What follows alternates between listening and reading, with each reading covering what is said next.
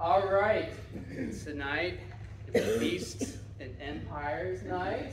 I'm gonna maybe put a little earworm in your ear. Maybe instead of empires, we could think and say kingdoms. As I was working on this, I was like, maybe kingdoms. Maybe I could hint at that a little bit. So like any good lesson, we gotta start with a recap.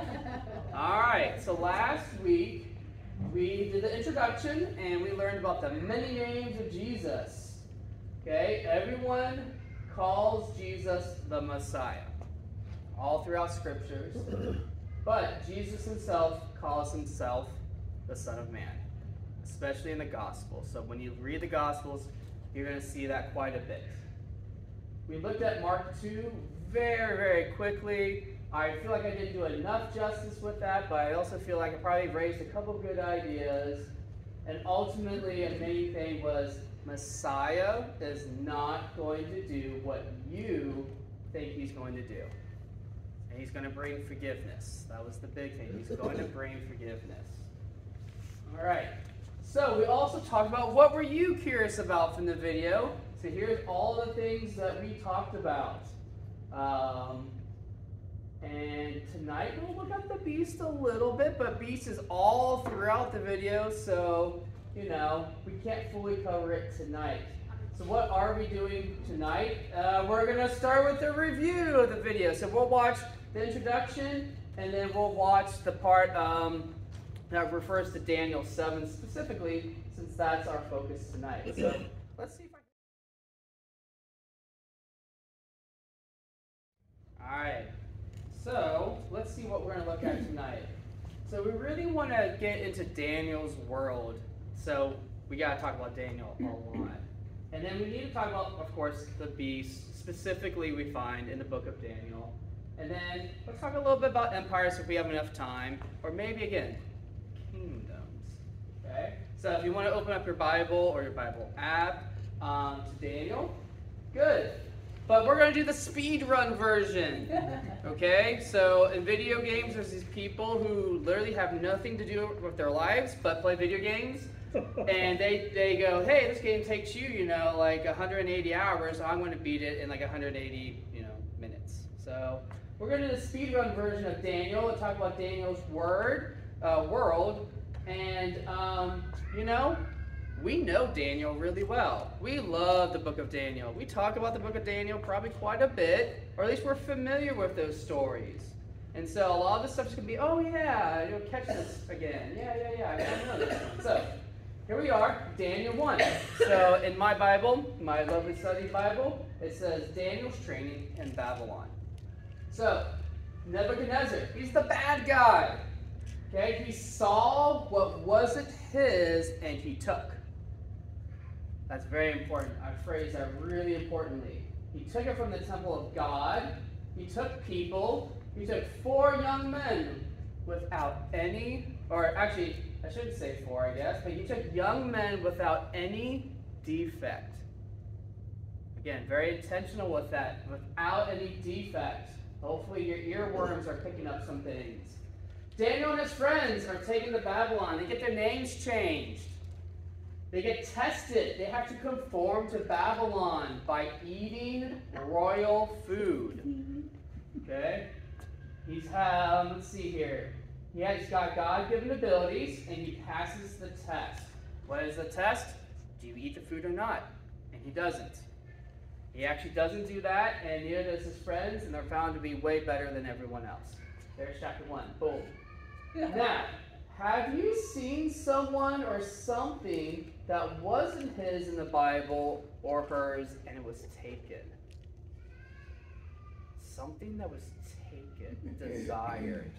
Knowledge. Okay. And need. Ooh, what was taken? Knowledge of good and evil. Yes, because it was To be God. the apple. I'm going for that, but you're right. You're getting deeper. You're going way deep. The fruit. Yes. That's an important trait. That happens all throughout the Bible. Whenever you see someone taking something, other words, they desired something, it all goes back to that. Okay, what other tests have we seen in the Bible? Well, Abraham. Obviously, Isaac. You know, Yeah. that one, yeah. Yeah. Okay.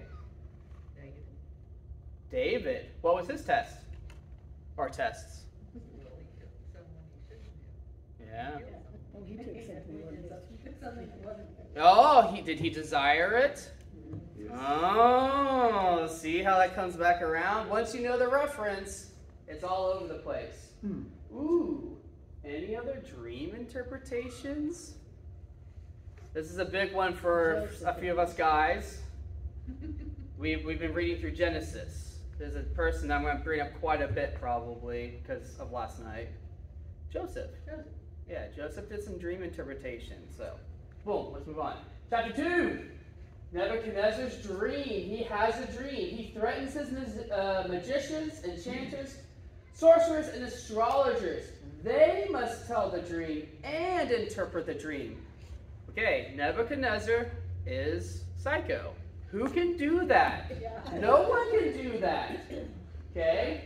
And in fact, no one on earth can do this. They tell him that. All the wise men, including Daniel and his friends, are to be put to death. So, they couldn't do it. So, again, Psycho King went, all right, everyone's dead. That's how it's going to be. But Daniel and his friends turned to God, and all was revealed. Daniel praises God and credits God, and then the dream is a giant statue with gold head, and it's destroyed by a huge rock. Okay, boom. The big thing with King Nebuchadnezzar is he wants to be worshipped as the image of God. He doesn't know that because he doesn't know God, but he wants to be worshipped. And I love this in verses 46 and 47. Then King Nebuchadnezzar fell prostrate before Daniel and paid him, Daniel, honor and ordered that an offering and incense be presented to him, again, Daniel. The king said to Daniel, surely your God is the God of gods. That little God there is little on purpose because the text doesn't reflect it, but that should be a little God. And the Lord of kings and a revealer of mysteries, for you were able to reveal this mystery. So really Nebuchadnezzar is telling Daniel, it's all about you, it's all about you, but it wasn't. It wasn't. All right, that's real quick. Chapter 3. Funnily enough, we go from a dream about a gigantic statue to the image of gold in the blazing furnace. Nebuchadnezzar makes a golden idol of himself. Everyone must worship this idol. Daniel's friends did not. Daniel's friends were thrown into the furnace. There was a fourth person in there.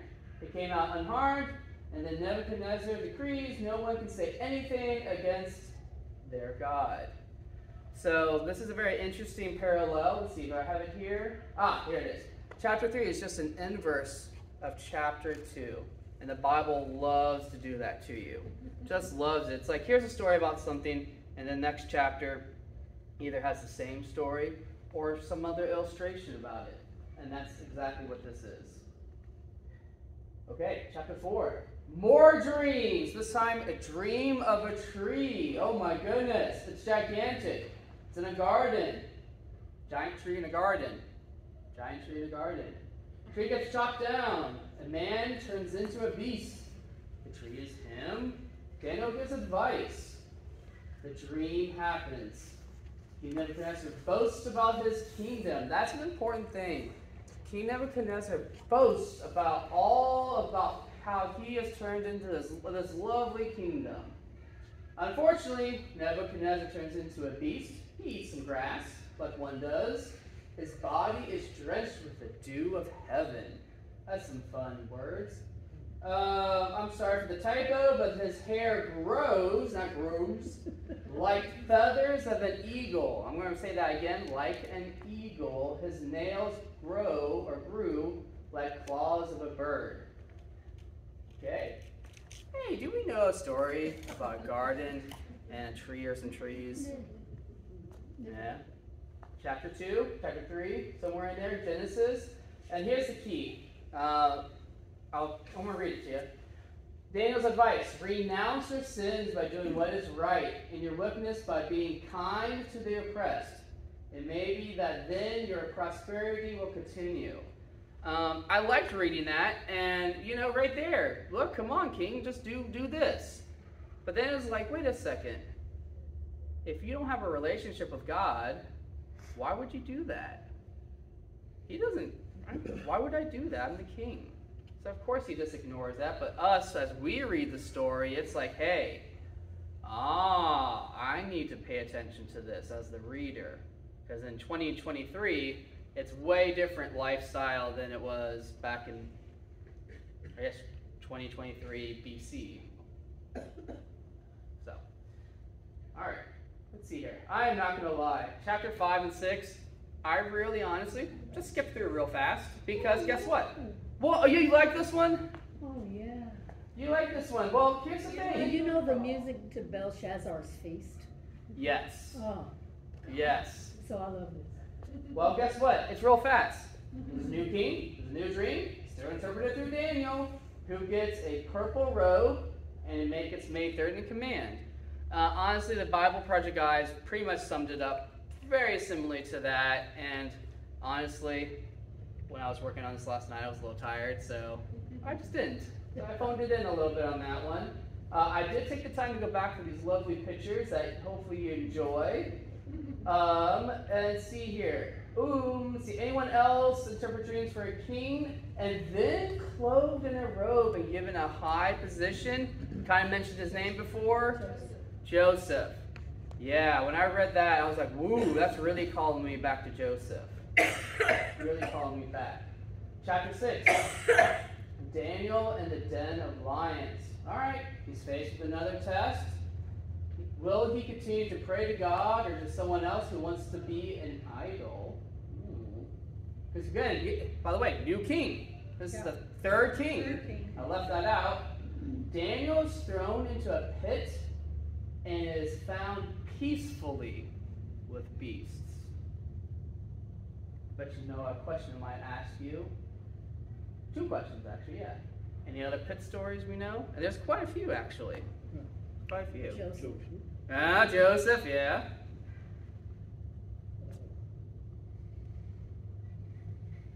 I can't remember his name, but it was a prophet. Who was it, Ron? Jeremiah. Yeah, Jeremiah. I remember that one too. Yeah. Okay. Who was the prophet who prophesied they were going to go to Babylon? So there's a connection. Whoa. Now, unfortunately, I have not done that research. If I could have a job where I just read the Bible all day long and plagiarize other people's work as my own. That's it. That's the dream, I guess. If I were a rich man? Yeah. Can you do that? What other time do we see beasts living peacefully with humans? In Garden. And in that's prophecy. the way it is, but Revelation. Yeah. That's going to be a key. It's going to be something we're going to need to know eventually. All right. Now it's time. Woo, there's a speed run. Let's slow way down. Let's spend time now that we know where Daniel's at. We know there's some connections to some other parts of the story. Maybe we can find some more connections. So let's go into Daniel 7. I would love to just talk about first just the dream itself, skip a little bit, and talk about, okay, what does the dream mean? Okay, what our goal tonight is not to go, okay, this beast means this beast means this beast means this, and now we got this all figured out, and Russia's going to do something, China's going to... No, we're not doing that. North Korea's not doing that either. No one's doing that tonight. We're talking about what's in the text in front of us. Okay? So, do I have anyone brave to talk now and read verses 1 through 8 while I take a break from talking? Sure. Are you in Daniel 7?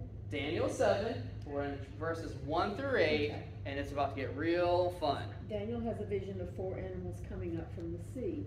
In the first year of King Belshazzar of Babylon, Daniel had a dream filled with visions while he was lying on his bed. Then he wrote down the dream in summary fashion. Daniel explained, I was watching in my vision during the night as the four winds of the sky were stirring up the great sea. Then four large beasts came up from the sea. They were different from one another. The first one was like a lion with eagle's wings. As I watched, its wings were pulled off, and it was lifted up from the ground. It was made to stand on 2 feet like a human being, and a human mind was given to it. Then a second beast appeared like a bear. It was raised up on one side, and there were 3 ribs in its mouth between its teeth. It was told, "Get up and devour much flesh." After these things, as I was watching, another beast like a leopard appeared, with 4 bird-like wings on its back. This beast had 4 heads, and ruling authority was given to it. After these things, as I was watching in the night visions, a 4th beast appeared, one dreadful, terrible, and very strong. It had 2 large rows of iron teeth. It devoured and crushed, and anything that was left it trampled with its feet. It was different from all the beasts that came before, and it had 10 horns. And as I was contemplating the horns, another horn, a small one, came up between them, and 3 of the former horns were torn out by the roots to make room for it. This horn had eyes resembling human eyes and a mouth speaking arrogant things. You said through 8? Yes. Whew. All right. Anything that captured you? Everything? No, that's great. Scary sounding. I love that tiny horn that pops up and then scatters and takes root. Oh, what is that? Okay, anything else that you can take from it? The first one, human mind was given to it. How did he know that? I mean, you can see he has wings or whatever, but yeah. Let's see what this note said. Because it's a dream. You just know stuff in dreams. Right. Like you know where you are, even though you just know. Okay. Yeah. I like it though. You like that dream? There's You so like much scary cool animals in stuff dreams? happening. Yeah. Okay. Yeah. The eagle's wings, it's given a human mind. It's a beast, but it's given a human mind. It's a transformer. Yeah. All of the things, it's fun to think about something having so much symbolism. And then what are all the stories that connect? And Okay. And then another one is given ruling authority. So, Okay. That's important. If it's in the Bible, it's there for a reason. And that's a true story. But also, whenever you're reading the Bible and you read something, it's there for a reason. And it's our job to figure that out. And sometimes we gloss over the very easy things. Okay? All right, anything else before we go to, okay, well, what is this crazy dream about? All right, well, let's go figure out what's this crazy dream about. So this is the interpretation of the dream, verses 15 through 25. Any other brave soul who wants to interpret this scary dream? All right, she's going to be nice. As Okay. for me, Daniel, my spirit was distressed, and the visions of my mind were alarming me. I approached one of those standing nearby and asked him about the meaning of all this. So he spoke with me and revealed to me the interpretation of the vision. These large beasts, which are 4 in number, represent 4 kings who will arise from the earth. The holy ones of the Most High will receive the kingdom and will take possession of the kingdom forever and ever. Then I wanted to know the meaning of the 4th beast, which was different from all the others. It was very dreadful, with 2 rows of iron teeth and bronze claws, and it devoured, crushed, and trampled anything that was left with its feet. I also wanted to know the meaning of the 10 horns on its head, and of that other horn which came up and before which 3 others fell. This was the one that had eyes and a mouth speaking arrogant things, whose appearance was more formidable than the others. While I was watching, that horn began to wage war against the holy ones and was defeating them until the Ancient of Days arrived and judgment was rendered in favor of the holy ones of the Most High. Then the time came for the holy ones to take possession of the kingdom. This is what he told me. The 4th beast means that there will be a 4th kingdom on earth that will differ from all the others. It will devour all the earth and will trample and crush it. The 10 horns mean that 10 kings will arise from that kingdom. Another king will arise after them, but he will be different from the earlier ones. He will humiliate 3 kings. He will speak words against the Most High. He will harass the holy ones of the Most High continually. His intention will be to change times established by law. They will be delivered into his hand for a time, times, and half a time, but the court will convene, and his ruling authority will be removed, destroyed, and abolished forever. Then the kingdom, authority, and greatness of the kingdoms under all of heaven will be delivered to the people of the holy ones of the Most High. His kingdom is an eternal kingdom. All authorities will serve him and obey him. This is the conclusion of the matter. As for me, Daniel, my thoughts troubled me greatly, and the color drained from my face, but I kept the matter to myself. There's a lot in there. We're definitely not going to talk about all of the interpretation, if really much of it at all. Okay. More kingdoms are coming. This is not the Babylon, Daniel, very sorry. This is not the last evil empire. Okay? That's in a galaxy far away. Okay, sorry, I had to make a Star Wars reference there because of Empire. Okay, yeah, okay. Alright. The dream's interpreted pretty straightforward. It's about empires. Now, there's a lot towards the end. I don't want to talk about the times and a half, and all that type of stuff. I don't want to talk about that at all. Okay? Because there's a lot in there I got to really reflect on. But there's other things I really wanted to bring out and just call you upon to that you might not have thought about, or things that I've never thought about even. But the Bible Project, they do think about these things. And then I listen to them and go, that's amazing. The Bible's wonderful. These guys are wonderful. This is great. First things first. Carol, since you're our official reader, can you just give us verse 1 again?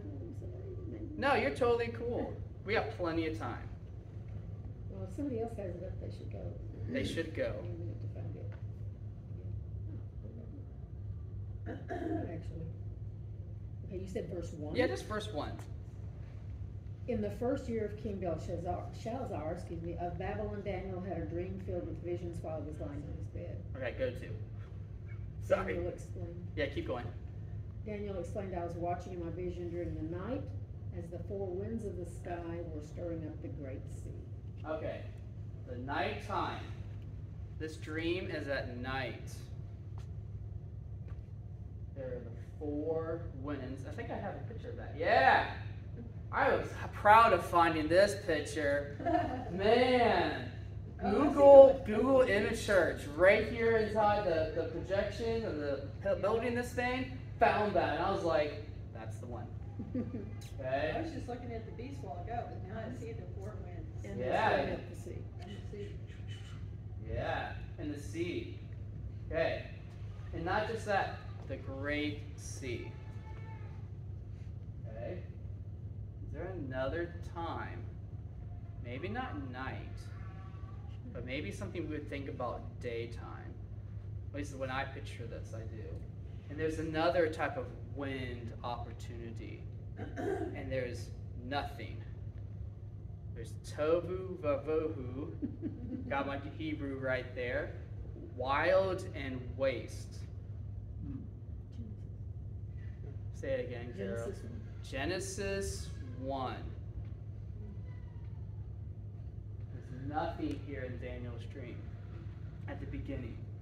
And then these terrible creatures come, they say in the podcast, oozing out and creeping upon the land. Okay? One of the beasts had eagle wings. Huh.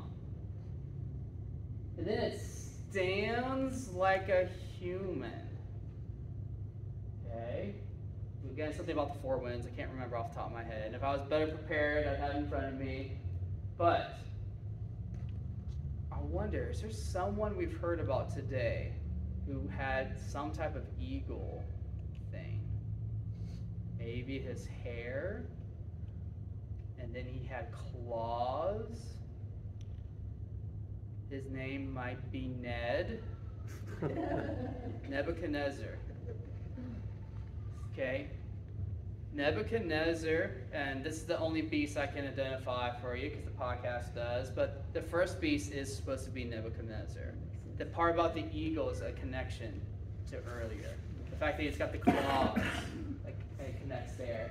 I think there's something else I can't remember off the top of my head, but the head of the statue back in, and this is probably back in verse 3 then. The head of the statue is made of gold. Okay? Nebuchadnezzar is the head.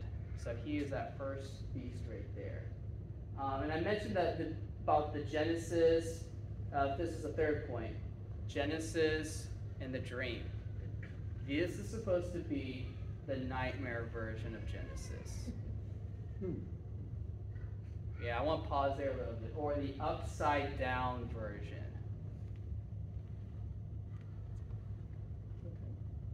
How scary is that right there? That in Daniel's dream, he's picturing, or at least we're relating to it as an upside down Eden. Again, I always picture Eden in daytime, right? Does anyone else do that? Does anyone vision Eden at night?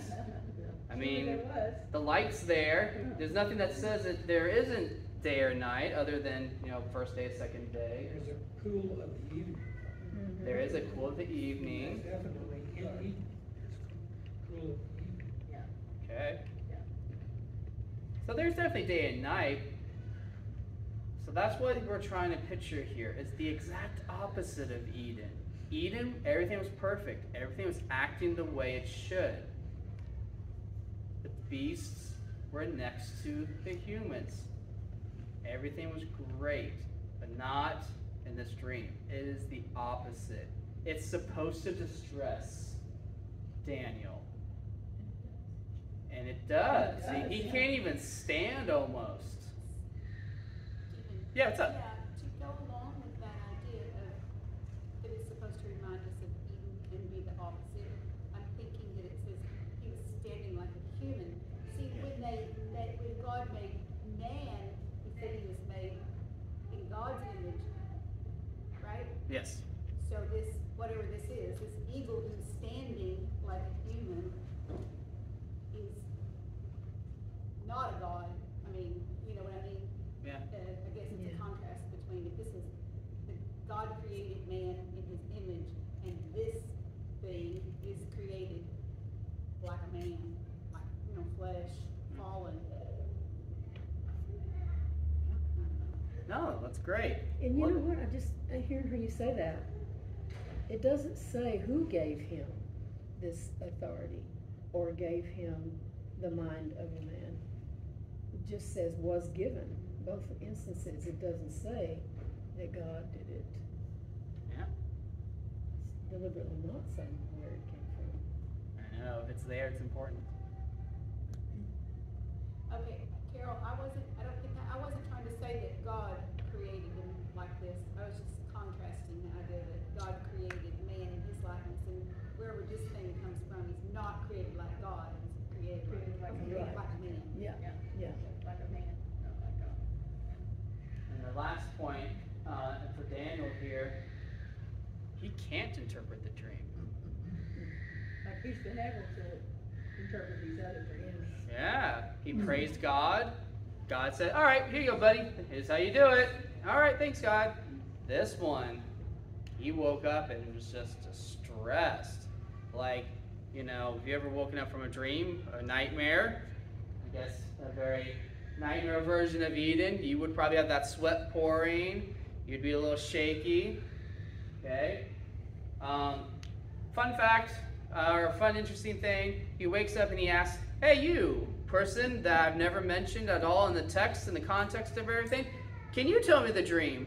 I have no idea what that's about, but I find that very interesting that, hey, here's some bloke, some cosmic deity, entity thing right there. Hey, tell me about this.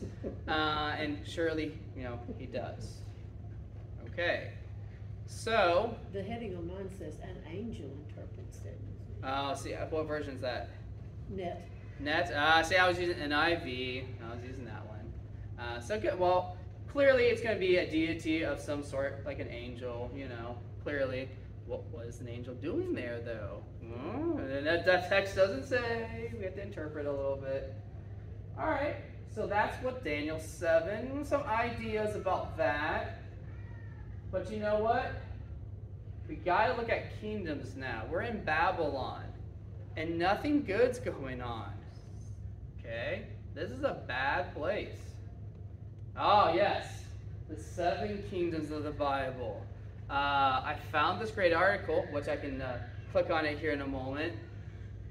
I think it was a nicely packaged deal. I think Ron would love it because it's so packaged perfectly, or maybe he wouldn't love it because it was packaged perfectly. But this author, I happened to, again, search the internet. It could be great, it could be bad. And I was like, hey, this works great for me.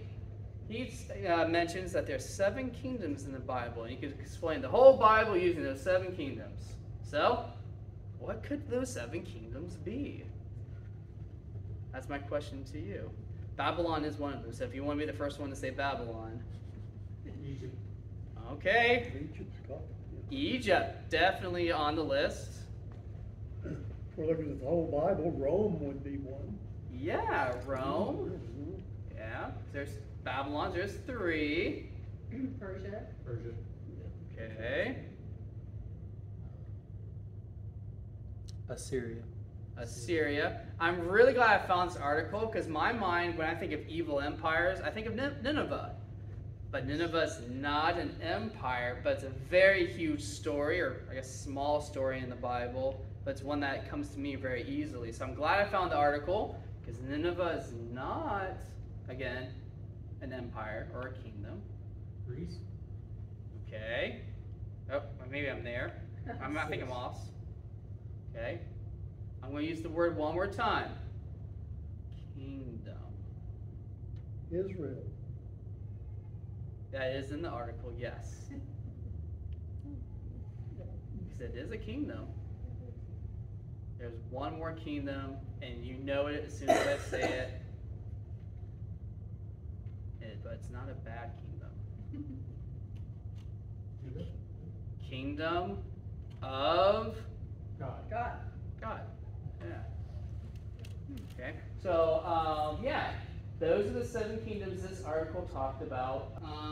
And I think what would be good as we wrap up the kingdoms and empires, what can we say about the evil empires here? What can we find some common things about them? Or anything that they've done?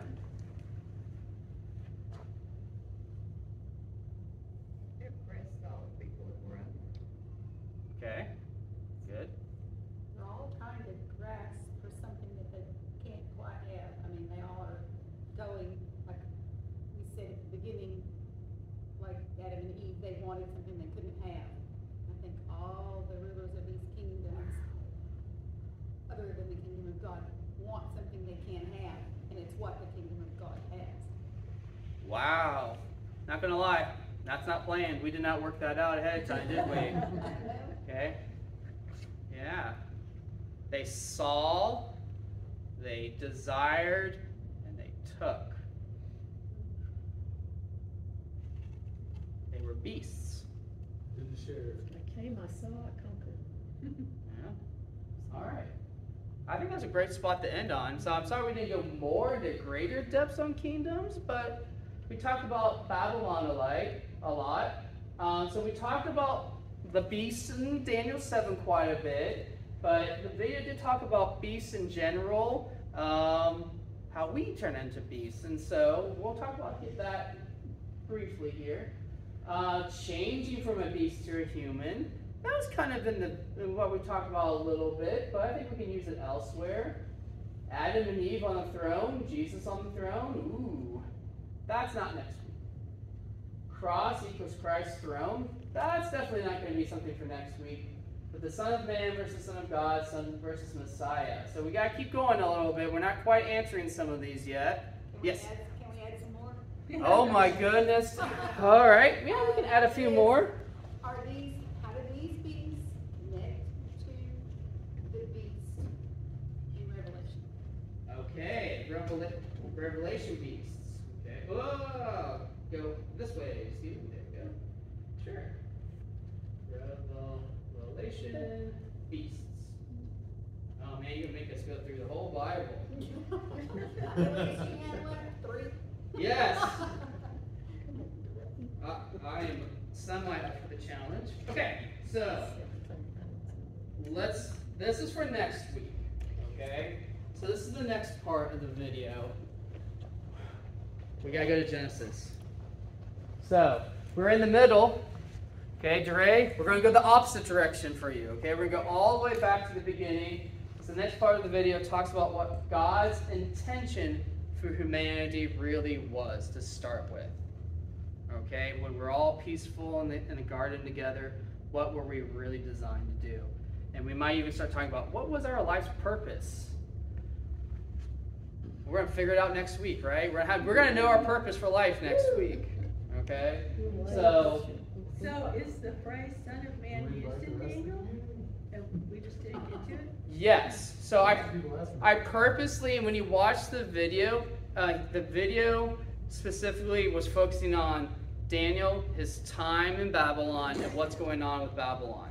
So I'm trying to track with the video. So we'll get to that. So we definitely will. So what will happen after, let's see here. Let's back up quite a bit. Woo, hopefully you don't get sick from this. Okay, so maybe next time I'll bring this one. So we just said, boom, number 2. We're going to number 3. Now, number 4 in 2 weeks. Okay. That's when we're really bringing back, in the video, they go back to Babylon, which we're not going to really go back to Babylon. I think number 4 is going to be really more about how that throne is emptied and how we're figuring out how to fix that problem. But definitely, I think week 5 is going to be the Jesus week. And definitely getting towards the New Testament and kind of going this way and trying to finishing everything. Maybe we could have a partnership and kind of going towards Revelation as well, but that's 2 weeks Stephen's problem. Okay. Not next week Stephen's problem. Next week we're going to the garden. We're going backwards. I'll be Doc Brown for a moment. We're going to go back Yes. to the future. Okay? All right. Thanks for coming. If you have any questions or want to chit-chat some more, you can talk to your neighbors, you can talk to me, you can go home. Thank you for the lesson. Oh, you're welcome.